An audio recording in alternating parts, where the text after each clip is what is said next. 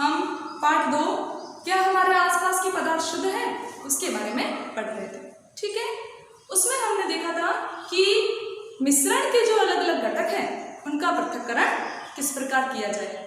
सामान्यतः जो मिश्रण होता है उसको तो हम जैसे चुनना है, बीनना है, छानना है, पटकना है, ऐसे भौतिक विधियों से उसके अलग अलग घटकों को अपन अलग अलग कर सकते हैं।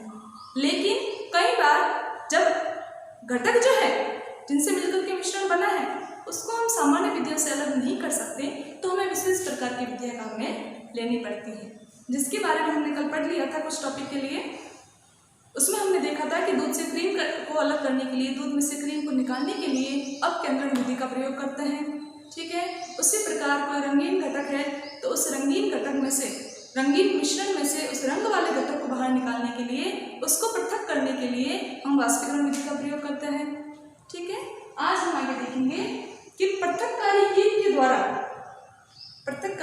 द्वारा मिश्रणों का पृथक्करण। इसके द्वारा हम क्या कर सकते हैं कि यदि कोई दो अघुलनशील द्रव आपस में घुले हुए का मतलब क्या हुआ कि बस वो मिश्रण बना हुआ है, घुले हुए तो है नहीं क्योंकि वो अघुलनशील है। जब दो अघुलनशील द्रवों का कोई मिश्रण है और उसमें से हमें दोनों घटकों को अलग अलग करना है तो हम क्या करेंगे, कैसे करेंगे? उसके लिए हम एक प्रयोग करते हैं और जो विधि हम काम में लेंगे वो विधि हमारी होगी पृथक्कारी कीट द्वारा पृथक्करण।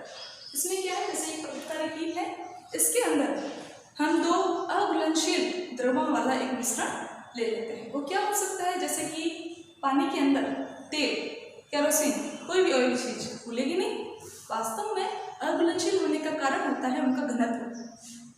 जब दो द्रवों का घनत्व अलग अलग होता है उस समय वह एक दूसरे में अघुलनशील होते हैं, क्योंकि जिसका घनत्व ज़्यादा होगा वह पैंदे में रह जाएगा और जो पहले वाले की अपेक्षा बहुत अधिक हल्का होगा, घनत्व उसका कम होगा, तो वो ऊपर ही तैरता रहेगा। ठीक है, तो अघुलनशील क्यों हो रहा है? घनत्व में भिन्नता के कारण। सिद्धांत क्या हो गया इसका? घनत्व में भिन्नता।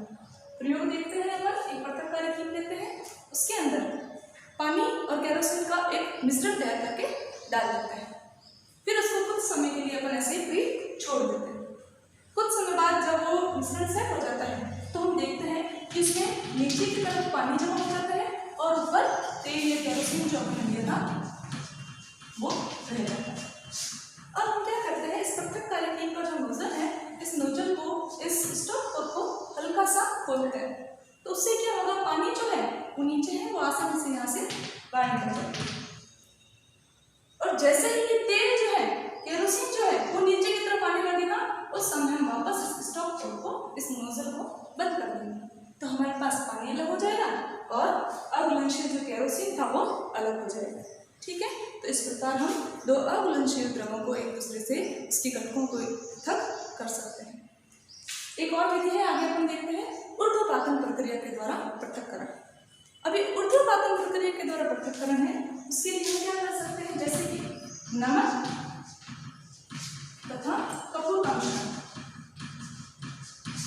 यदि हमारे पास नमक और कपूर का मिश्रण है और हमें नमक और कपूर दोनों को अलग अलग करना है तो हम ऊर्ध्वपातन प्रक्रिया काम में लेंगे। इसमें क्या होता है कि यह प्रक्रिया हम तभी काम में ले सकते हैं जब दोनों घटकों में से, मिश्रण के दोनों घटकों में से कोई एक घटक ऊर्ध्वपातन की प्रक्रिया दर्शाता हो, उसमें ऊर्ध्वपातित होने का गुण पाया जाता है। और वो क्या होता है, उसका मतलब है कि ठोस अवस्था से सीधे ही गैस अवस्था में परिवर्तित होने का जो गुण है उसको ही अपन ऊर्ध्वपातन कहते हैं। और कपूर में इस प्रकार का गुण पाया जाता है। कपूर जो है वह ऊर्ध्वपातित होता है।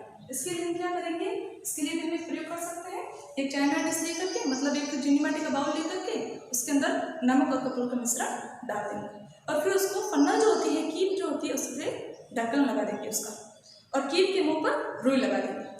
अब हम उसको गर्म करेंगे।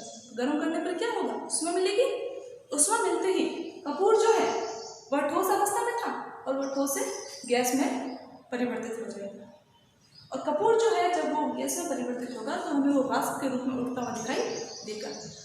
जब तक वाष्प उठती रहेगी तब तक हम गैस चालू रखेंगे, जैसे ही वाष्प उठना बंद हो जाएगी हम गैस बंद कर देंगे। अब हम देखेंगे कि जो हमारा बाउल था, चीनी मिट्टी का जो प्याला हमने लिया था, उसमें नमक शेष रह जाएगा और जो कीप हमने लगाई थी उस कीप के ऊपर कपूर इकट्ठा हो जाएगा। ठीक। ठीक है, इस प्रकार हम ऊर्ध्वपातन विधि के द्वारा आसानी से मिश्रण के घटकों को अलग अलग कर सकते हैं। ठीक है, नेक्स्ट क्लास में अपन पढ़ेंगे कि आसवन विधि के द्वारा किस प्रकार हम मिश्रण के घटकों को अलग अलग कर सकें।